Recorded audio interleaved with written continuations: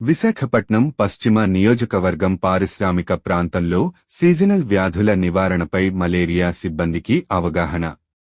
విశాఖ పశ్చిమ నియోజకవర్గం పరిధి పారిశ్రామిక ప్రాంతం zone 5B Malkapuram area malaria విభాగంలో విధులు నిర్వహిస్తున్న కార్మికులకు డెంగ్యూ, మలేరియా, చికున్ గునియా తదితర సీజనల్ వ్యాధుల నివారణపై గురువారం జోన్ ప్రజా ఆరోగ్య శాఖ సహాయ వైద్యాధికారి సునీల్ శ్రీహరిపురంలో గల మలేరియా కార్యాలయంలో జరిగిన ఓ ప్రత్యేక కార్యక్రమంలో అవగాహన కల్పించారు.